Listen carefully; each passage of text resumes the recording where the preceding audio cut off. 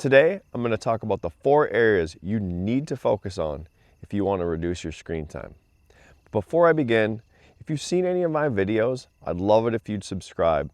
It's a great signal for a new creator like myself to know that I'm providing value. And with that, I'll jump right in. So there's 4 areas you need to focus on if you want to stop scrolling on your phone, just reduce your screen time in general.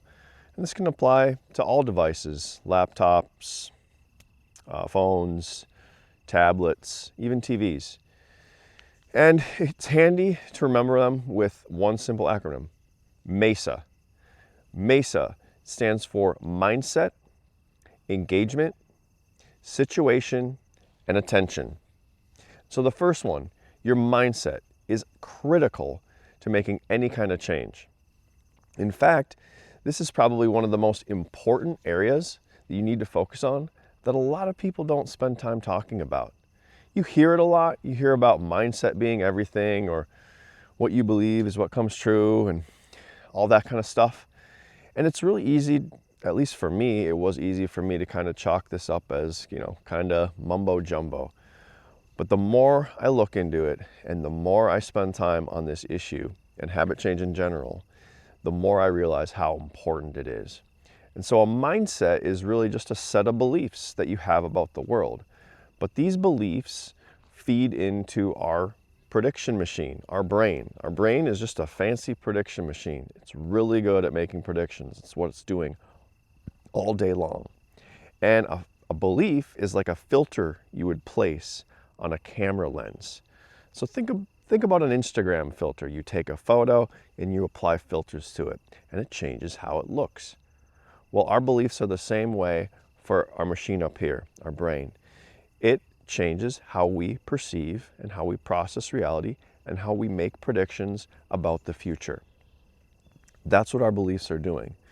And so our beliefs can limit us, and it can provide us a pathway forward. And I've got a bunch of videos about beliefs, and some of the most important beliefs or mindsets that one should have is a growth mindset, thinking that change is actually possible. An experimental mindset, thinking that the right way to make changes is by running small experiments. And then a commitment mindset, which is just making commitments to yourself, understanding the commitments at play between the system you're trying to stop and your being scrolling on the phone, and the system you have yourself, your own system. What commitments do you have? What commitments do the social media platforms have that are foisted upon you? The second thing is engagement. So you got your mind right. Well, now it's about reducing the engagement level of the content you're consuming. The most engaging kind of content is things that make you angry or things that make you afraid, because our prediction machine is wired to protect us, to keep us from dying. And so the information that we end up consuming is in hopes of doing that. And so anything that makes us afraid or makes us angry can kind of heighten that engagement. And our prediction machine thinks that's important information. But you know more than anybody else is that not everything online is accurate.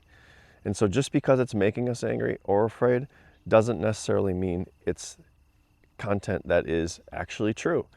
And so you want to actually reduce the amount of engagement you have with content on your phone or any of your devices.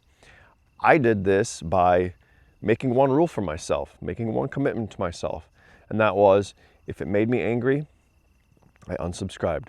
I stopped following that person. I told the platform to stop showing me stuff like this. And I do this in all sorts of different ways. It doesn't have to be just politics. For me, I was consuming these fake DIY videos because it would make me angry. It would be like, here's how to patch this drywall.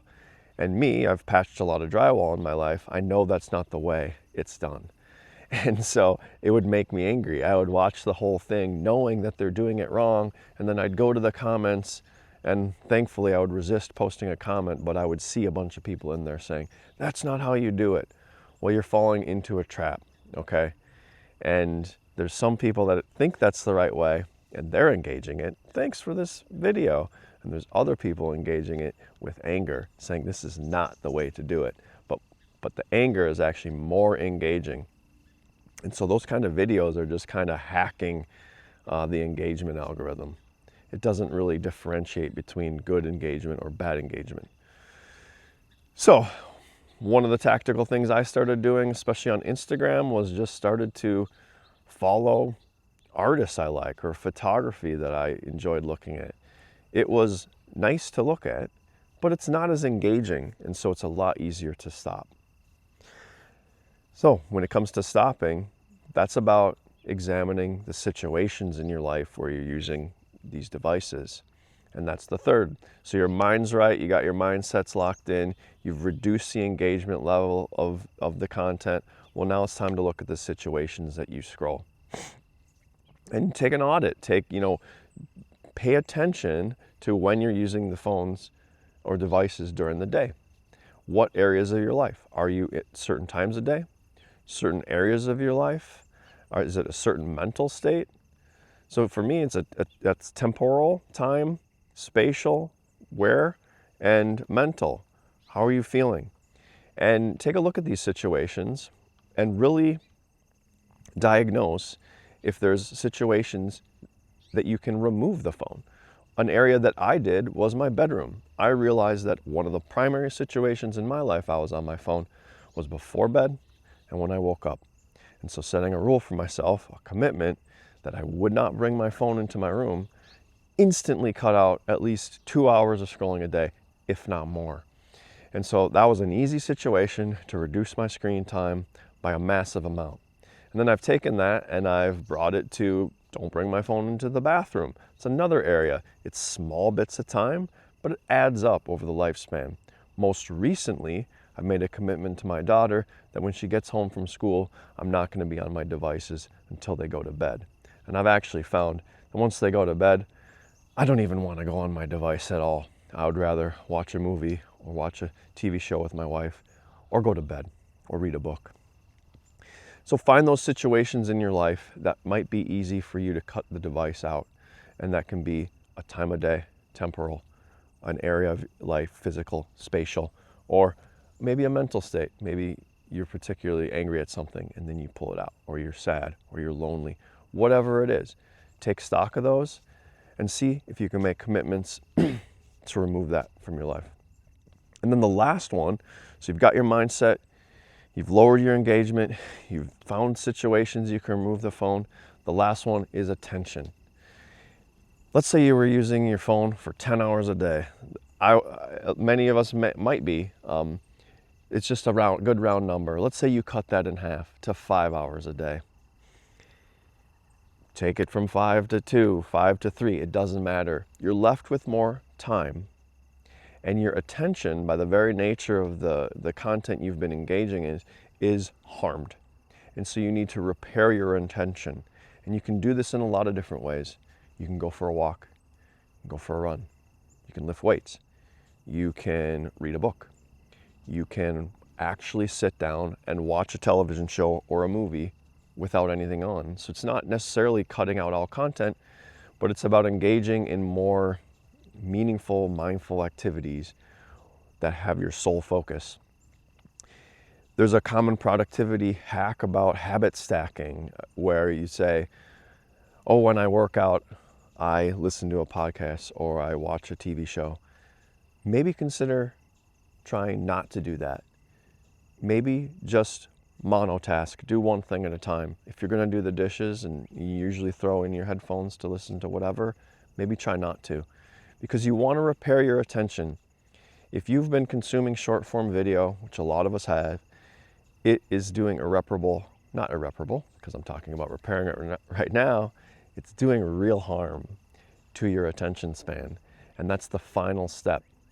So you got your mind right. You've reduced your engagement level. You've found situations in your life you can remove the phone. And then it's time to really focus on attention and repairing that attention. And I did a bunch of those things that I mentioned. I started reading books. I started watching films. I started meditating. All those areas are intentionally to repair my attention span.